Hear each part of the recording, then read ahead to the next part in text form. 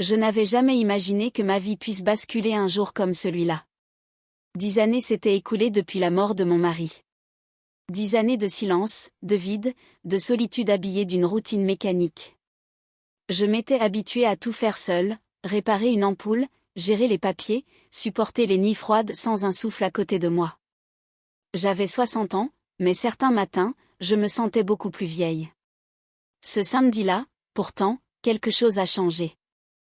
La maison était calme, presque oppressante, et je me suis surprise à fixer un cadre photo posé sur la commode, un sourire d'autrefois, mon mari, mon fils encore petit. Ce temps me semblait appartenir à une autre femme, une version de moi que je ne reconnaissais plus. Quand la sonnette a retenti, j'ai sursauté. J'attendais la visite de mon fils, accompagné de Lucas, son meilleur ami. Ils avaient toujours été inséparables, et malgré les années, leur complicité n'avait pas faibli. Lucas venait souvent, mais ce jour-là, je ne sais pas pourquoi, j'ai ressenti une sorte de tension avant même d'ouvrir la porte. Je l'ai vu, Lucas, plus grand encore que dans mon souvenir, plus affirmé aussi. Ses traits avaient gagné en maturité, mais ses yeux restaient les mêmes, clairs, lumineux, et dotés de cette intensité tranquille qui semblait pénétrer au-delà des apparences. « Bonjour, madame », dit-il avec ce sourire qui avait toujours quelque chose de désarmant. Je lui ai répondu poliment, mais ma voix m'a semblé plus fragile que d'ordinaire. Il est entré, portant un sac de sport qu'il a posé dans l'entrée. Mon fils l'a suivi, bavard, racontant je ne sais plus quelle anecdote universitaire. Mais moi, je n'écoutais pas vraiment. J'étais absorbée par Lucas, par sa présence qui emplissait la maison d'une énergie neuve. Il a croisé mon regard, un instant à peine, mais cet instant a suffi. J'ai senti quelque chose, un courant imperceptible, presque coupable. J'ai détourné les yeux aussitôt, honteuse d'avoir perçu cette chaleur dans ma poitrine. Ce n'était qu'un garçon, le meilleur ami de mon fils. Et moi, j'étais une femme qui avait enterré ses désirs depuis longtemps. Pourtant, tout au long de la journée, je n'ai pas pu m'empêcher de le remarquer, sa façon de rire à gorge déployée, de s'asseoir avec cette décontraction propre à la jeunesse, ses mains grandes, solides, quand il attrapait un verre ou ouvrait une fenêtre. Des détails, oui, mais chacun d'eux éveillait en moi des sensations que je croyais mortes. À plusieurs reprises, nos regards se sont croisés. Il ne les fuyait pas. Au contraire, il semblait les soutenir, presque les provoquer. Je ne pouvais m'empêcher de me demander si j'inventais tout cela, si ce n'était qu'un jeu cruel de mon esprit assoiffé d'attention. Le soir, quand ils ont annoncé qu'ils restaient dormir ici pour éviter un retour tardif, j'ai accepté. Mais à l'intérieur de moi, quelque chose s'était déjà mis en marche, une étincelle, une attente. Je savais, au fond, que rien ne serait plus jamais comme avant. La nuit était tombée, enveloppant la maison d'un silence lourd que seuls quelques rires dans le salon venaient troubler. Mon fils et Lucas s'étaient installés devant un film, allongés chacun sur un fauteuil, des bouteilles vides posées sur la table basse. Je faisais mine de lire, assise sur le canapé, mais mes yeux ne suivaient plus les lignes de mon livre. Je les observais, surtout lui, Lucas. Sa présence emplissait l'espace avec une force tranquille. Il ne cherchait pas à briller. Il ne faisait rien d'extraordinaire. Mais chaque geste me semblait chargé d'un poids étrange. Quand il passait une main dans ses cheveux en riant, quand ses yeux accrochaient brièvement les miens au détour d'une réplique du film, je me sentais troublée, comme prise en faute. Je n'avais plus ressenti ça depuis si longtemps, cette alerte intérieure, ce cœur qui s'emballe sans prévenir. Cela faisait 10 ans que plus personne ne m'avait regardé autrement qu'avec bienveillance, pitié ou respect poli. Lucas, lui, me regardait vraiment. Ou du moins, je croyais qu'il le faisait. Vers minuit, mon fils s'est levé, prétextant la fatigue. Il a embrassé ma joue et a disparu à l'étage, me laissant seule avec Lucas. La pièce s'est soudain rétrécie. Je n'entendais plus que le bruit régulier du film et mon propre souffle. « Vous ne montez pas ?» a-t-il demandé en tournant légèrement la tête vers moi. Sa voix était basse, presque douce. Je me suis contentée d'un sourire maladroit. « Pas encore, je n'ai pas sommeil. » Il m'a observé un instant, ses yeux clairs plantés dans les miens, puis a hoché la tête et reporté son attention sur l'écran. Mais cette tension dans l'air n'a pas disparu. Au contraire, elle s'est épaissie, comme si la maison entière retenait son souffle. Je sentais sa jeunesse, sa vitalité, son énergie vibrer à quelques pas de moi. Je me suis levée pour aller chercher un verre d'eau, simplement pour briser le sort. En revenant, il m'a suivi du regard sans rien dire. Et quand je me suis assise, nos genoux se sont frôlés à peine. Une décharge, une brûlure. J'ai eu le réflexe de reculer, mais lui n'a pas bougé. Au contraire, il a incliné légèrement la tête, un sourire discret au coin des lèvres, comme s'il avait perçu mon trouble. Mon cœur battait à tout rompre. Je me suis forcée à fixer l'écran, à me concentrer sur le film, mais les images défilaient sans que je les voie. Tout ce que je sentais, c'était lui, sa proximité, sa chaleur. Quelques minutes plus tard, il s'est levé à son tour. Je l'ai suivi des yeux malgré moi. Il s'est approché de la fenêtre, a entrouvert le rideau et jeté un coup d'œil dehors. Puis il s'est retourné, et nos regards se sont croisés de nouveau. Cette fois, je n'ai pas détourné les yeux. Je n'aurais pas dû, mais je n'en avais plus la force. Et dans ce silence-là, dans cette maison endormie, j'ai compris que quelque chose avait déjà commencé. Je ne sais pas combien de temps nous sommes restés ainsi à nous regarder à travers la pénombre, Lucas, debout près de la fenêtre, moi, assise sur le canapé, immobile, prisonnière de ce fil invisible tendu entre nous. J'aurais voulu me lever, trouver un prétexte pour fuir ce moment, mais mes jambes refusaient de m'obéir. Il a fini par rompre le silence.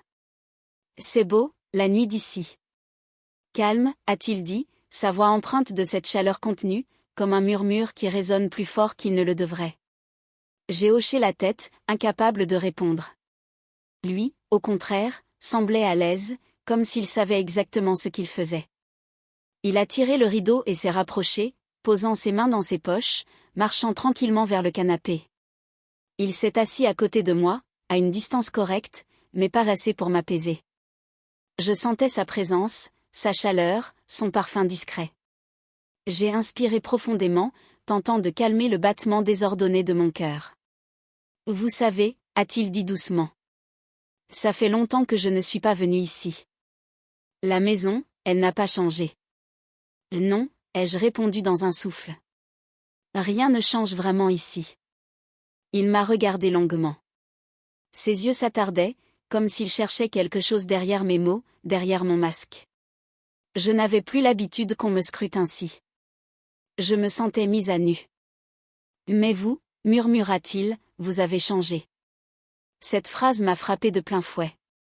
J'ai voulu rire, détourner, lui dire qu'évidemment j'avais vieilli, que c'était normal, mais ce n'était pas le ton qu'il avait employé. Il ne parlait pas de rides ni du temps qui passe. Ses yeux me disaient autre chose. Je suis restée muette, le souffle court. Il a souri, comme pour adoucir ses mots, puis s'est penché légèrement en avant pour attraper la télécommande. Le mouvement a rapproché son visage du mien, à quelques centimètres seulement. J'ai senti son souffle, cette chaleur fugitive qui m'a glacée autant qu'elle m'a brûlée. Mon instinct m'a crié de reculer, mais je n'ai pas bougé. Tout mon corps était tendu, figé dans cette attente étrange.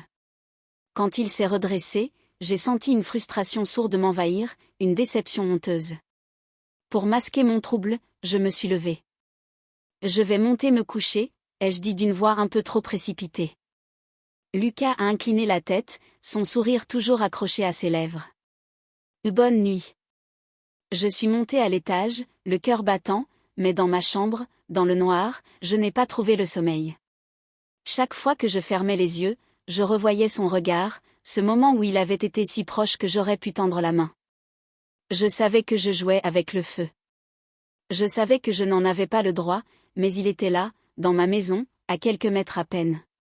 Et moi, après 10 années de vide, je me surprenais à désirer à nouveau. Et ce désir, il ne voulait plus se taire. Le lendemain matin, j'espérais que la nuit aurait effacé mes pensées troubles. Mais quand je suis descendue, les cheveux encore humides de la douche, Lucas était déjà là, assis à la table de la cuisine, une tasse entre les mains. Mon fils dormait encore. Nous étions seuls. « Bonjour, dit-il avec un sourire tranquille. J'espère que je ne me suis pas trompée en me servant du café. Non, bien sûr. Fais comme chez toi, ai-je répondu, la voix un peu trop basse. Je me suis affairée près du plan de travail, tentant de garder contenance. Pourtant, je sentais son regard posé sur moi, insistant, presque brûlant. J'ai voulu me convaincre que ce n'était que mon imagination, mais chaque fois que je levais les yeux, il ne détournait pas le sien. « Vous êtes différente le matin », a-t-il lancé, comme pour briser le silence. Plus naturel. Je n'ai pas su quoi répondre. Un frisson m'a traversé, autant de gêne que de trouble. Pour me donner une contenance, je me suis assise en face de lui. Nos genoux se sont effleurés sous la table. Je me suis reculée. Mais lui, non. Vous savez, continua-t-il calmement, je vous ai toujours trouvée belle. Même quand on était plus jeune, même quand je venais ici, ado. J'ai senti le sang affluer à mes joues. Lucas, tu ne devrais pas dire ça. Il a haussé les épaules, son sourire toujours accroché à ses lèvres. Pourquoi pas? C'est la vérité. Ces mots flottaient entre nous, lourds, impossibles à ignorer. Mon cœur battait si fort que j'avais peur qu'il l'entende. Je n'étais plus une femme invisible. Pas pour lui. Et cela réveillait en moi une faim que je croyais éteinte à jamais. Je me suis levée pour débarrasser ma tasse, mais il s'est levé aussi. En un instant, il s'est retrouvé près de moi, si près que je pouvais sentir la chaleur de son corps dans mon dos. Je suis restée figée, une assiette dans les mains. « Vous n'êtes pas seul », murmura-t-il, presque contre mon oreille. « Vous ne l'êtes plus. » Ces mots ont glissé en moi comme une caresse. Je savais que je devais le repousser, tracer une ligne claire, rappeler l'interdit. Mais quand je me suis retournée, son visage n'était qu'à quelques centimètres du mien. Ses yeux plongeaient dans les miens, m'attirant comme un aimant. Et j'ai cédé. Nos lèvres se sont effleurées d'abord, timidement, comme un secret partagé. Puis il a posé une main sur ma taille, m'attirant un peu plus, et le baiser s'est fait plus profond, plus vrai. Mon cœur battait à rompre, ma raison hurlait, mais tout mon corps s'accrochait à cette sensation oubliée depuis trop longtemps. Quand j'ai fini par me reculer, tremblante, je n'ai pas osé le regarder. « Ça ne devrait pas arriver », ai-je murmuré. Il a doucement glissé sa main le long de mon bras, comme pour me rassurer. Peut-être que ça devait arriver, au contraire. Et dans ses yeux, j'ai lu ce que je refusais d'admettre à voix haute, le début d'un vertige dont je ne reviendrai pas. Je suis restée pétrifiée, le souffle court, encore tremblante de ce baiser qui ne quittait pas mes lèvres. Lucas s'était reculé juste assez pour me laisser un semblant d'air, mais il ne s'éloignait pas vraiment. Son regard, brûlant et patient, était planté dans le mien, comme s'il attendait que je décide, que je choisisse de reculer ou d'avancer. « Lucas », murmurai-je, presque suppliante. « Ce n'est pas possible. » Il secoua la tête, un sourire doux au coin des lèvres. « Si, c'est possible. Vous n'avez pas idée à quel point je vous ai imaginé, à quel point j'ai rêvé de ça. » Ces mots m'ont transpercé. Comment un jeune homme, ami de mon fils, pouvait-il nourrir de tels désirs pour moi? J'aurais dû être choquée, indignée, mais au lieu de cela, je me sentais vibrer de l'intérieur, comme réveillée d'un long sommeil. Je tentai de reprendre contenance, mais il posa sa main sur la mienne avec une douceur désarmante. Ce simple geste fit sauter toutes les barrières que j'essayais de maintenir. Mon corps entier réclamait cette chaleur, ce contact. Le silence autour de nous n'était interrompu que par le tic-tac lointain de l'horloge murale. Tout semblait suspendu. Lucas s'approcha un peu plus. Ses lèvres frôlèrent ma joue, descendant lentement jusqu'à mon cou. Je me sentis frémir, incapable de retenir ce soupir qui me trahissait. Je posai mes mains contre son torse, non pas pour le repousser, mais pour sentir cette force, cette jeunesse, ce corps vibrant contre le mien. Une chaleur interdite envahit tout mon être. Je savais que je franchissais un point de non-retour, et pourtant je n'avais aucune envie de reculer. Il m'attira contre lui, m'entourant de ses bras, comme pour effacer 10 ans de solitude. J'ai fermé les yeux, me laissant aller à cette étreinte, à cette proximité que je croyais perdue à jamais. Nos souffles se mélangeaient, nos lèvres se retrouvaient par intermittence, tantôt pressées, tantôt hésitantes, comme si nous testions les limites de ce désir. Je n'entendais plus rien. Je ne pensais plus à rien, ni à l'interdit, ni à mon fils endormi à l'étage, ni à l'âge qui me séparait de lui. Il n'y avait que nous, sa bouche sur la mienne, ses mains qui me tenaient comme si j'étais précieuse, indispensable. Quand enfin je réussis à m'écarter, le visage brûlant, je plongeai mon regard dans le sien. Il n'y avait ni doute ni jeu dans ses yeux, seulement une intensité brute, sincère. « Tu me rends folle », avouai-je dans un souffle. Il sourit. Et ce sourire contenait à la fois de la tendresse et une promesse. « Alors, laissez-moi vous rendre vivante. » Ces mots restèrent suspendus dans l'air, comme une évidence. Et au fond de moi, je savais qu'il avait déjà commencé. Tout s'est enchaîné comme dans un rêve fiévreux, ou peut-être un vertige. Je me suis laissé guider par son souffle, par ses gestes, par cette manière qu'il avait de m'approcher sans jamais me brusquer. Lucas m'a ramené doucement contre lui, ses mains caressant mes bras, mes épaules, puis glissant avec une lenteur calculée jusqu'à ma taille. J'avais le cœur qui cognait si fort qu'il me semblait résonner dans toute la pièce. Je savais que je franchissais un interdit irréversible, mais à cet instant, la notion même d'interdit s'était effacée. Je n'étais plus une mère, plus une femme raisonnable, plus une adulte censée montrer l'exemple. J'étais juste une femme qui frémissait, vibrante de désir, enfin réveillée après des années d'oubli. Il effleura ma joue, puis mes lèvres, d'un baiser d'abord chaste, presque timide. Mais je répondis aussitôt, incapable de retenir la vague qui montait en moi. Ce fut comme un feu qui s'allumait dans chaque recoin de mon corps. Nos bouches se cherchèrent plus avidement, nos respirations se mêlèrent, haletantes. J'avais l'impression que le temps se dilatait, que chaque seconde devenait une éternité.